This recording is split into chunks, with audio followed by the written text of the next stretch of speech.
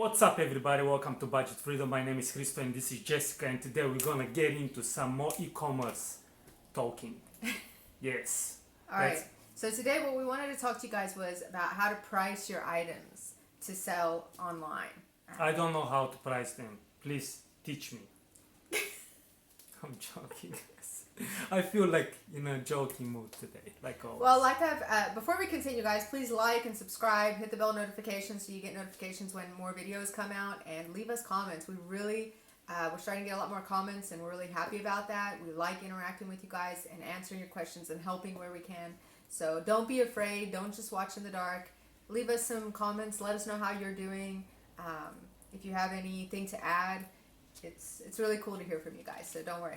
Okay, so what we want to talk today is, how to price your items online. I have done other videos showing you my costing template on Excel. So if you want to see it in more detail on the screen, then go ahead and check out those videos. We have one for returns and also one for how to cost your products, and also the link to download my template from our website if you want that to help you out. And it's both available in multi-currency or in one currency. Well, if you keep on watching this video, but on the end I will actually put the video that you can click and go to that video and check it out. Yeah. All right. So we've talked about this quite a lot, but let's go ahead and redo it again and put it all into a nice, concise video for everybody. Now, when we started selling online, we did do a small course on how to sell online, and that was 5 years ago, and things changed so rapidly in e-commerce that that's kind of outdated, but it still does, the concept still applies. And what we were learning is, if you want to make good profits, all right, then you need to price your items between $20 to $40, euros, whatever it is. Because under $20, it's very hard once you take out all your fees to make a really good profit. When I say a good profit, I'm talking about $10 per item or 10 euros per item. That's a really good profit. And keep in mind, when you are selling things with that kind of a profit margin, you're not necessarily going to be selling thousands a day. You'll be selling hundreds a day or 100 a day, but you'll be making more money than if you were selling 1 or 2,000 of something and making $1 or cents profit. Okay. Neither way is wrong. If you're into selling the cheaper stuff and selling thousands of it, that is completely fine. That's, it's just another way of doing it. If you're like us and you're shipping things yourself and you're more interested in making higher profit per products and not necessarily shipping thousands per day, then you want to go within this price range. Okay. Even nowadays, I just read another forum the other day about how, I've never really understood how you can sell, like FBA or anything, and sell stuff for $5 and make any kind of real money, because the fees are just crazy. But Amazon have put up their fees again, and people are saying, it's really hard to, if you're trying to sell something for $5 with FBA, if you make 30 cents, that's good profit. Yeah, and that's no joke, guys. Now, for me, I just can't even compute that in my head. I cannot also. It's just too much turnover to be, you'd have to sell so much to make enough profit to support your business. And like I say, some people are into that, but for me, it's just not my business model. So if you want to, so I guess if you're willing to make like $5 per item, depending on your shipping, you could sell it around $20, but 20 to 40 is a good range. That was 5 years ago. It's still good now. If you can get 20 to 40, it's really good. Yeah. But with the new costs, I would include that like more 30 to 60 now. That I agree with that. Yes. Is my range. That's if you're selling high quality products. If you're getting really cheap stuff and you're able to sell it at a higher price, then awesome for you. But if you're selling higher quality products, obviously the cost of the products is more, because it's a high quality product. You're not going to be getting stuff for $1 or $2. You're going to be paying $7 to $8, $10 for an item, if not more. Right. And then you're going to have your shipping and your tax and all of these other things, your overheads. Like I said, you check it out in the other video. So, you're looking at the $30 to $60 range for high-end items.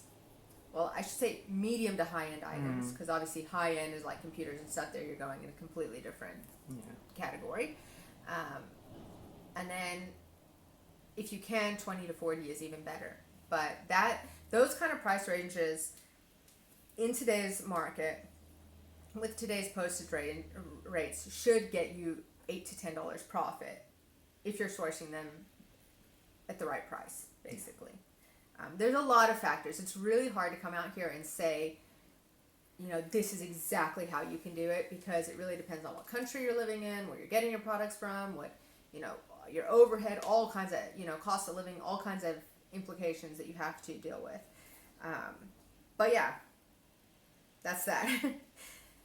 The second point that I want to talk to you guys about is to leave room for growth. This is so important when you're costing your products. It's crucial, actually. That you gotta definitely think ahead. I think a year, 2 years ahead. I'm not joking. Minimum. Yeah. Well, look, with online, it's not like I'm losing the word here. It's not like old school businesses, I guess you could say, the standard form. Most businesses will look 5 to 10 years ahead, if not further. Okay, and they can build their business model off of that.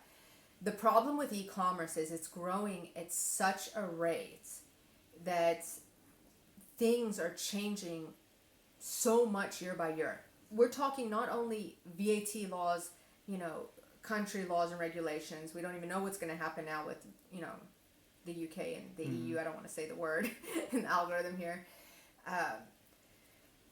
But also the shipping companies. The shipping companies are really, really putting the screws on people because the demand is a lot higher than the supply. And that is the truth. There is such a large demand, and the demand, it's not growing by 5% a year. It's growing by 30-40% a year. No, it's crazy. And unfortunately for us as sellers, well, it sucks for the consumers as well, because we have to put our prices up because they're putting their prices up because they can. Supply and demand, guys. Basic economics. So 2 years max, and that's if something crazy doesn't happen, which in this world, it's kind of... You don't know what's going to happen now. A miracle, but anyway. But yeah, I would say you could safely do 2 years ahead, factoring in manufacturers' price increases and shipping price increases. But even if you're new to this, I'd say don't go more than a year ahead. Do it a year ahead until you're really comfortable and really good and really know your market, know your product, and know your customer base. And then you can start going into 2 years ahead. But for us personally, I don't go more than 2 years ahead because, again, there's just so many changing factors. Yeah. I mean, like now with the UK leaving the European Union, we have already been notified by DHL that that's going to add minimum €5 extra on top. That's going to add €5 minimum to our shipping costs to the UK. That's a huge increase that we have to factor into our products now. But we have no choice. We have to do it. And I think, unfortunately, the British economy, they're going to see that a lot of prices are going to go up for them, which is not it's not in our controls. It's their decision. It's their country. That's that. Anyway, don't want to get onto that discussion. But, these kind of factors are things that you just have to deal with as they come. Yeah. But, all right, so when I say leave room for growth, so when you're looking at your costs, which, again, I've spoke about in a lot of other videos, if you know that you need to make $8 an item, don't price your item to just make $8 an item. Price it to make $10 an item so that you have $2 of, let's say, wiggle room. The good thing is in the meantime, you're going to be making $2 extra profit per item. And then in the long term, when prices go up, you're going to be able to cover those costs without having to raise your product prices, hopefully by much. Most courier companies or postage companies raise their prices by 5% minimum every year. So just that, you got to think, okay, this is my postage cost now, all right? At the end of the year, they're going to put another 5%. At the end of the year, they're going to add, in 2 years, they're going to add 10%. So I would go ahead and already buffer that. Right. That way, I get my customers used to the price. The reason we're saying this is you don't want to change your prices a lot. You don't want your customers to go, oh, but 6 months ago I bought this item and now it's $10 more expensive. Sometimes you have to do that. You don't have a choice, but you don't want to. You want your customers to get comfortable to a price range and know that they can come back and buy the product for the same amount, because customers don't understand the business things that we're dealing with. Right. You know, so that's why I say leave room for growth. Leave room to absorb those costs without having to change your price. The other really important part is not the expense side. The other really important is investing in your business. In order to invest in your business, you need more profit. So don't go take that extra $2 and just think, oh, well, I'm going to take more money out, you know, for my salary or for whatever. You know, say, all right, we're making an extra $2 per item now. Let's take all that money and reinvest it in a new line. Yeah. Or reinvest it in, you know, computer equipment or whatever it is that you need. Cameras, save it if you need it for slow times. You know, use your money wisely. So don't just blow through all your money and not have a plan for where it should go. This gets into the budgeting. And guys, go watch my budgeting videos. I'm trying not to harp on you guys too much here about budgeting, but you got to have a plan for your money. And especially if you're trying to build a real business that's going to grow, you need to plan these things out. You need to plan where your extra money can come, how you can cash flow your business, how you can build up cash flow in your business so that you're not living, you know, payout to payout. Right. It's like paycheck to paycheck if you're working. In a business, it's payout to payout. So leave room for growth, guys. Price a little bit up so that you have room to grow, so that you have extra money if you want to do some Facebook advertising or if you want to do some Amazon advertising. You have your basic advertising costs, but let's say, all right, you know what, we want to do a really big push. We really want to get our business out there. We're going to invest $2,000 and do a huge Facebook push and get a lot more customers. Right. Guys, we have a video on the secret to Facebook advertising. Guys, we've tested it recently again. It really, really works. And we're about to do another huge push in December. We'll let you know how that goes. But go check out that video for the secrets of Facebook advertising. And if you guys have questions, reach out.